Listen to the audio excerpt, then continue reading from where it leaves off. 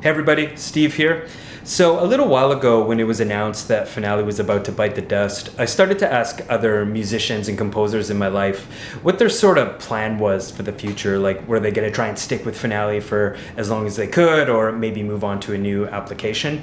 And I heard kind of a lot of what I expected, like some people were going to move on to Sibelius and others said they would try out MuseScore, etc.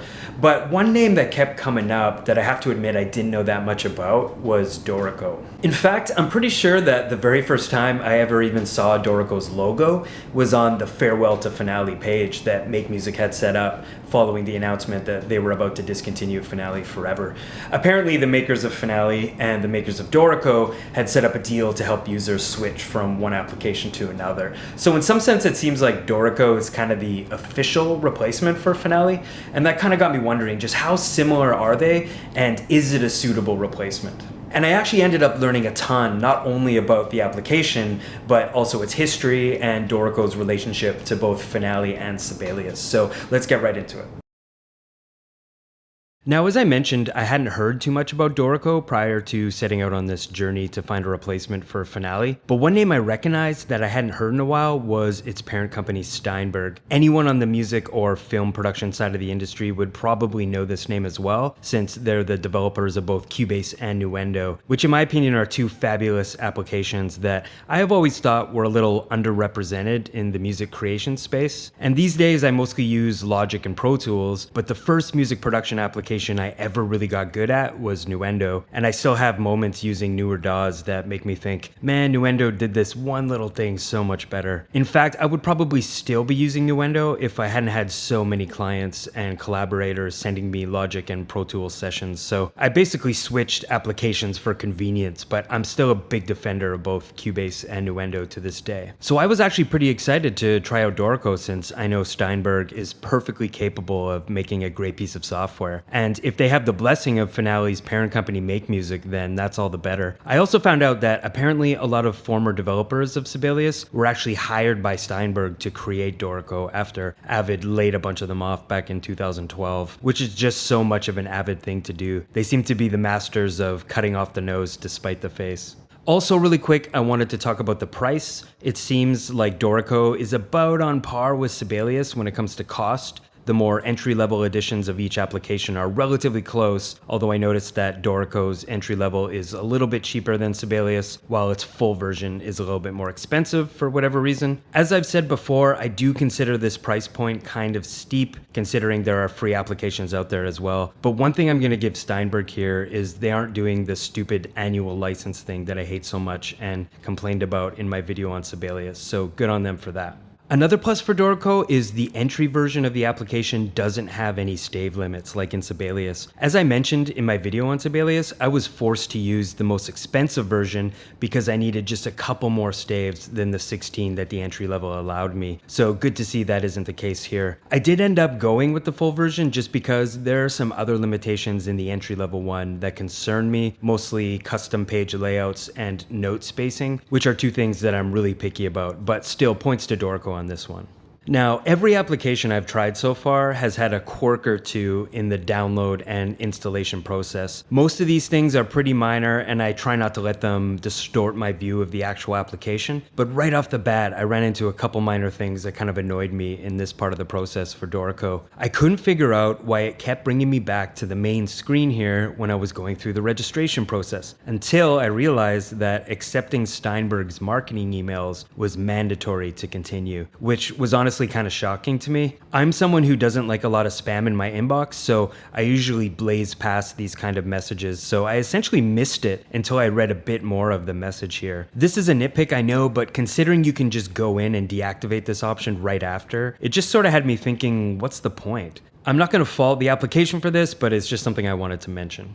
Another little thing that annoyed me is the installation process. What's with all these other applications Steinberg is making me get? I can't just get Dorico, I also need the activation manager, the download assistant, and the library manager as well. And to be fair, a lot of the other applications I've been using have something similar to this. MuseScore has MuseHub, and Sibelius has Avid Link, for example. But I don't know, this seems like a bit overkill to me. Like, what is all this stuff? Is it all really necessary just to use Dorico? In the end, I was able to uninstall a few of them without any issues, but again, it's just some more work for no real gain, in my opinion.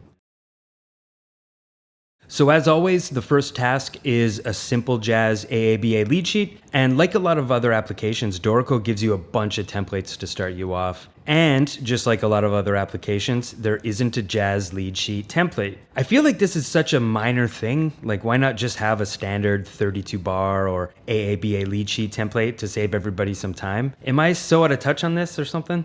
I'm not going to fault Dorico for this since most other applications haven't figured it out either, but I sort of struggle to understand why this is never thought of in the templating process. One thing I did like though was this option to enter the number of bars I needed. It seems like such a small thing, but I've complained before that a lot of other applications leave this out in the setup process for reasons I can't possibly understand.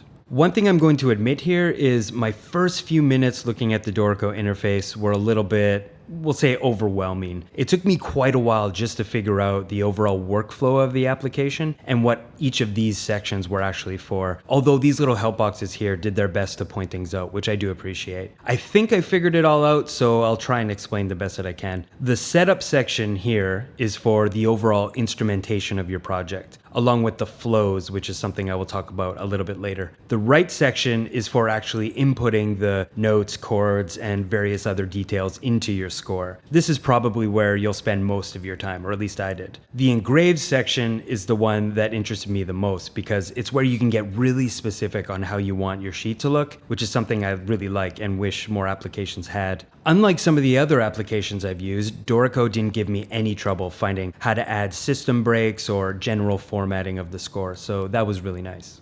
In the end, I thought everything looked great and Dorico did a lot to auto-format everything and save me some time. The last two sections here are pretty self-explanatory, but one thing that really caught my eye is the play section, which honestly looks like a full-blown audio production application on its own, with different tracks, MIDI options, effects, and even a mixer, which I think is really cool. I'll talk a little bit more about this later as well. Now, as for inputting the actual music, I have a lot to say. It became really apparent to me early on that Dorico allows you to get really specific with the sheet music you are creating, although there is a bit of a trade-off when it comes to the user interface. A really good example of this is illustrated in the difference between the note entry mode here and the chord entry mode down here. I struggled for a long time after inputting the very first note of the score to change its pitch. I tried all the usual things that work in other applications, the up and down keys or the plus and minus keys, but nothing seemed to work until I realized that you can just click in a new place for that beat and move the note that way.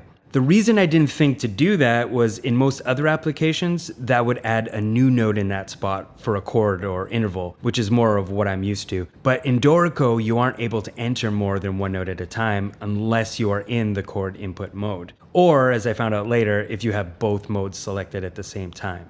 Now, in some sense, I can see why this would be great, since it forces you to sort of hyper-focus on one task at a time. But in a jazz context, and especially for guitar or piano, where there is always a big variance in how many notes are being played at any one time, this seems to add an extra step that you have to do in order to accomplish a really simple task, which ultimately adds to the amount of time it takes to get anything done. And I want to be clear here that this isn't necessarily a bad thing. For example, if you were writing music for the saxophone or the flute, you might never even need to use the chord input, so it kind of removes that part of score writing for you altogether. It's just, in my opinion, I think it's a bit of a flaw with the user interface, although I would be curious to see what other people think, or if I've missed anything, like maybe there's an easier way to do both at once.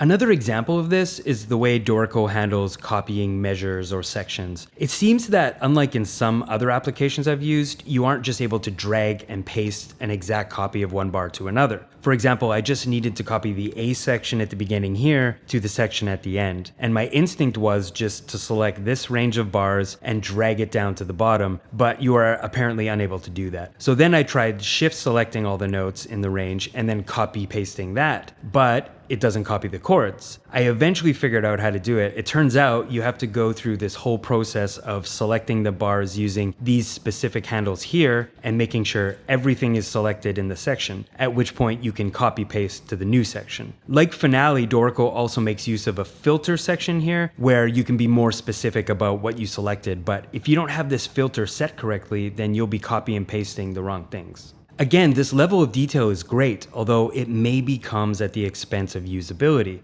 I think most people's instinct would be to just select and copy paste, but Dorico doesn't want you to do things this way. I do really like that you can select the notes in one measure and easily replace the notes in another without changing anything else, so I can see why things are this way. Personally, I am really picky about how things look on the page, so this level of detail is great, although I think it would likely cause some headaches for newer users and could probably be improved with a few small tweaks. Overall though, everything else was pretty straightforward, although I did spend a lot of time on the rehearsal markings and trying to figure out how to actually change the displayed letter because I wanted an AABA chart and not an AABC one. But no matter where I looked, I couldn't figure it out. Another thing that confused me was this right menu here. Look at all the options. It was pretty overwhelming. This is actually where I originally found the option to enter a rehearsal marking, but confusingly, there seems to be another option to do so in this system text submenu here. Both of these options actually look different on the page as well, and I'm not totally sure why. But honestly, why have two of the same option in the same menu? It didn't really make a lot of sense to me. Eventually, I figured it out just sort of by chance. I decided to click this little arrow down here and yep, there we go, finally. I had to mess around with it a bit, but I ended up discovering that index here just corresponded to the letter of the alphabet I wanted. But then why not just say that? Why all the cryptic language? At the very least, just have an open text box where you can put whatever word or letter you want. So sure, at the end of the day, it was sort of right in front of me the entire time, but really, who would know to look down here? It could at least say properties or more options or something like that. Also, at first, I thought that much like other applications I've tried, you aren't able to move the rehearsal marking anywhere you would like. While I was in the right panel, I was limited to where I could put them on the page, which, as I have mentioned in an earlier video, I don't really like. But I discovered by accident that you are able to move them anywhere on the page when you are in the engrave panel. Now, while this is a good thing, I struggle to think why I should have to switch panels just to move one small thing on the page. Again, it's sort of like I'm being forced to work this one specific way when a much easier way could exist. I'm not sure what the big deal is with this. It seems like out of all the applications I've used so far, only MuseScore really has this one small issue figured out. All of this, I think, illustrates my point that Dorico allows you to get really into the weeds customizing everything, but this also means some simple tasks are going to be way more complicated than they maybe should be.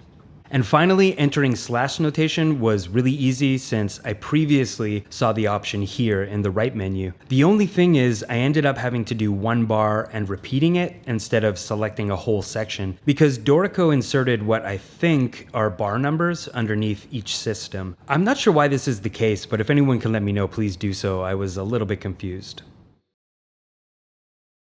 Okay, so moving on to the solo transcription. Once again, there wasn't really a template for something like this to start with in Dorico, but creating and formatting a score is pretty easy, so it wasn't too big of a problem. At this point, I could already feel myself getting way more familiar with the way Dorico works, and the note input ended up going way smoother than the first time. The application does a lot of auto formatting for you, which saves a lot of time, I think. Although every once in a while there would be some small adjustment that would catch me off guard, like here where a system gets randomly moved on you when Dorico decides there isn't enough room. It's a little jarring when it happens, and a few times I actually lost where I was and had to double check I was even in the same bar as before. I did run into a bit of an issue with Dorico's auto formatting right at the end of this chart, where for the life of me, I couldn't figure out how to get all these systems onto one page.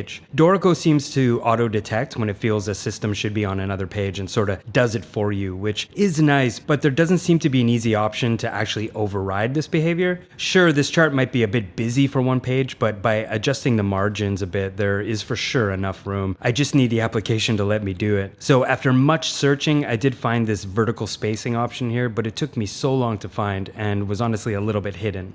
Another little thing I ran into that I've also seen in other applications came when I wanted just to add a bracket to an optional note here. I had a hunch that Dorico probably just wanted you to change the actual note head, so I looked around a bit and yep, there it is. Nice and easy, I like that. But when I went to do the same thing to a short run of notes here, it did this. I thought I had maybe checked the wrong type of bracket, or maybe you could select a range of notes to enclose in one bracket, but I didn't see that option anywhere. So after a long time of looking, I finally just gave up and moved on. But later I actually went back and looked this up because I was curious, and it seems like there just isn't a way to do this in Dorico, or at least not one that I could find anywhere. I read something about creating custom ornamentations or note heads or something like that, but I thought this was way outside the scope of what I'm trying to do here. If there is a way to do this that I missed, please let me know. I'm really curious. It's maybe a bit of a special use case and maybe not the most common thing in the world, but I am surprised no one figured to include a function like that. One thing I really got to give Dorico though is this side panel here, which gave me really easy access to basically everything I needed to complete this chart. Chord entry was easy to find, as was dynamics, and oh hey look, an easy way to enter the tempo. Maybe Sibelius can make a note of how easy that was to change. And speaking of Sibelius, it looks like Dorico also likes to correct your chord spelling for you, which is a minor issue I mentioned in that video. It's not all bad though. I really like this chord menu here where you can easily customize the chord spelling. I think this is a really cool idea actually. I also didn't run into any real issues with some of the more complex or slash chords, so that's a plus as well. Now, I may be starting to sound a bit negative here, and while I was creating this chart, I was well aware of this feeling. So I actually decided to take a small break and actually get to know a bit about the other features of Dorico. As I've said in other videos, the whole point of doing these three very different charts in all these different applications is to rely only on the interface itself to figure everything out and not to look up anything online. But with Dorico, I had this nagging feeling that I was missing something, so I sort of broke that rule and did a bit of reading on some of the other elements. And I'm actually glad I did this because I learned a lot more about what are called flows, which was actually something I sort of skipped over when getting to know Dorico for the first time. The way it's explained in the guided tour kind of made it seem like a feature I wouldn't really have any use for. But basically, a flow in Dorico, at least how I've come to understand it, is a small module or unit of the piece of music you are creating. And the differences between these modules can be any number of things depending on what you're trying to do. So for example, let's say I wanted my band to play this song in the original key of B flat major, but all of a sudden the piano player can't make the gig and now I need to replace them with a tenor saxophone. No real issue there. I can always transpose the chart to a new key for the new player, but instead of creating an entirely new file, I can just have the new transposition in a new flow and bounce between them as needed. Overall, I gotta say, this is a really great idea. It would prevent you from having a bunch of files that look like this, which I'm sure all of us can relate to. And I can even think of other uses such as alternate versions of a score, or maybe even separate whole pieces under one project. I can see this being really big in film and TV composition actually, where you have to deal with longer scores that have a lot of different tempos, keys, and maybe even whole arrangements. So yeah, cool concept, although for me, I can't say I would really get all that much use out of it, but it at least gives me a better idea about what Dorico is capable of. Okay, on to the final task, a short section of a full big band arrangement. And this is where the Dorico default templates really came in handy. The main jazz big band chart template is excellent, I have to say. It had every instrument I needed and auto-formatted itself pretty well. I did go in and adjust some page margins to give myself a bit more room, but that was easily found in the layout options submenu I discovered before. I would say though, I would like to see an easy option maybe over here on the left to adjust the margins in the engrave screen. There are all these other options here, and I assume you could make a new page template like it says here, but a more accessible option would have been nice. Now I need to point out that while setting this big band chart up, I started to understand a lot more about Dorico's strengths and what all the different sections here were really for. Having the different instruments in the setup screen over here made organizing the score really easy, and I guess kind of separates that part of the process from actually writing or transcribing the music, which I can see why would be a really great idea, although put a pin in that for now and we'll come back to it in a minute. Another little thing I wanted to say is at first I was kind of struggling a little bit with some aspects of note input with Dorico until I got the hang of this beat marker up here, which made things way easier. I have to say I love this thing since you can actually enter a single note in a bar at the right place and the bar will fill itself up with all the remaining rests. This is actually a huge improvement over Finale, and I like it a lot better than what most other applications will do by default. Again, once you get past the steep learning curve, things do start to make a bit more sense. There were a bunch of other really minor things I appreciated as well, such as the way grace notes are handled. Back in my video on Sibelius, I mentioned I was pulling my hair out trying to figure out this one simple thing, but Dorico made it so easy. It was a huge relief not having to go through all that again. Another little thing is how Dorico knew to fill in all the chords for the whole rhythm section when I entered them for just the top stave. This is actually really great and saved me a little bit of time. Okay, so remember how we put a pin in that thing about these different sections of Dorico doing different things and how I think the point is to help you focus on one thing at a time? Well, I sort of have a counter example of this that I wanted to talk about. As I mentioned before with the rehearsal markings, it seems you have to go to the engrave screen to have more options to move them around the score. That made sense to me in that case since they are sort of separate from the actual music in a way. But what I didn't realize is that seems to be the case for everything that isn't a note as well. So for example, in the right section, you can move chords around horizontally, but you have to switch over to the engraved section to be able to move them vertically. This also seems to be the case for things like dynamic markings and text as well. I kept wondering if I'm missing something here, and if so, please let me know either in the comments or send me a message on Instagram. If this is the way it's supposed to be, I think it adds a bit of unnecessary work to the whole process. I'm personally pretty picky about how things look on the page, as I mentioned, and I can get distracted really easily if something just isn't where I'd like it to be. So the idea of using the right section to fill in all the details and going back later on to clean up the mess doesn't really sit right with me. Although this could be a small conflict with my personal workflow, or as I mentioned, I may have actually missed an easier way to do this. Along similar lines was figuring out how to use rhythmic notation. I had previously figured out slash notation, so I assumed there would be a similar option for rhythms, but I didn't see it in the same menu. I did see the chord symbol option, but this is apparently for something else. There is an easy way to change note heads, so that seemed to be one way to do it, although I ended up with the same problem I had in Sibelius, where they need to be placed on the right bar line in order to look like rhythmic notation. I'm fine with how this looked in the end, but it would be so much easier to have a similar option to slash notation in the menu here, although I was complaining about having too many menu options earlier, so keep that in mind. I did a little more research afterwards and found out that there is a way to do this using voices or something, but the whole process sounded way more complicated than I thought it needed to be.